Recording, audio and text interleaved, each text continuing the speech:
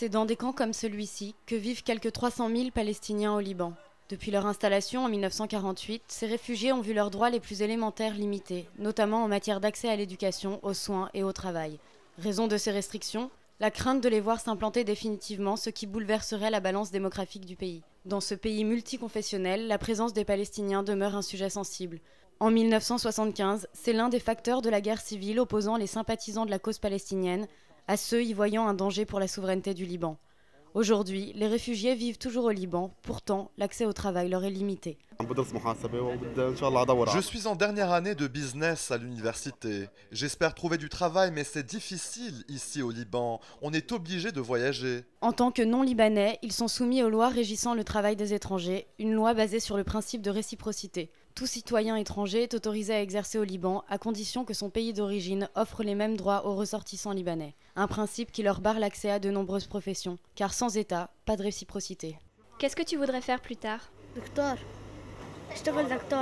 À l'été 2010, le Parlement fait un pas en avant et vote une loi permettant aux réfugiés palestiniens d'exercer tous les métiers. Jusqu'alors, seuls les secteurs de l'agriculture et du bâtiment leur étaient ouverts. L'obtention du permis de travail n'est plus soumise à la réciprocité. Il est désormais gratuit et leur permet de bénéficier d'une couverture sociale limitée. Mais une vingtaine de professions, telles que médecins ou avocats, leur sont toujours interdites. Ces professions restent soumises au principe de réciprocité et leur exercice requiert l'adhésion à un syndicat. Malgré l'avancée de 2010, moins de 2% des réfugiés ont acquis un permis de travail. Car les obstacles restent nombreux, notamment des procédures administratives lourdes et décourageantes pour l'employeur, un système qui favorise le travail en noir. Ce qu'on voudrait demander au gouvernement, c'est à quoi cela sert d'obtenir des diplômes si on ne peut pas travailler après ? Le salaire moyen de la population active palestinienne est en dessous du salaire minimum pour les Libanais. Selon l'OMT, à travail égal, un Palestinien gagne 20% de moins qu'un Libanais. Le salaire d'un Libanais est plus élevé. Les Palestiniens sont obligés de demander moins en termes de salaire pour pouvoir trouver une place de travail. Les personnes qui étudient apportent quelque chose au pays, qu'ils soient libanais ou palestiniens. Beaucoup de Libanais obtiennent un travail alors qu'ils sont moins qualifiés. Pourquoi ? Pourquoi le Liban ne pourrait-il pas bénéficier du travail des Palestiniens ? Nous vivons ici, nous pouvons aider au développement économique. Pour aider à l'intégration des jeunes actifs palestiniens, plusieurs programmes ont vu le jour.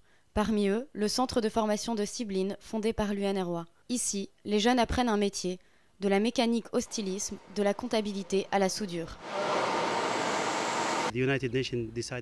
Les Nations Unies ont décidé de créer des centres pour les jeunes qui veulent se former et devenir qualifiés dans des métiers qui leur plaisent. C'est de là qu'est né le centre de Sibline. C'est aussi un lieu d'union pour les jeunes Palestiniens. Dès que vous passez la porte de cette école, vous êtes palestinien et rien d'autre. Nous ne faisons aucune distinction entre les différentes factions. C'est l'idée d'une Palestine unie que nous essayons de promouvoir ici. La Palestine, c'est notre nation, notre pays. C'est ce qu'on a de plus important dans notre vie. C'est ma mère, je l'aime tellement. J'espère pouvoir y retourner, j'espère. L'identité, l'histoire et les valeurs de la Palestine continuent d'être le ciment de cette communauté. Un ciment essentiel pour faire face aux discriminations de la législation libanaise à leur égard.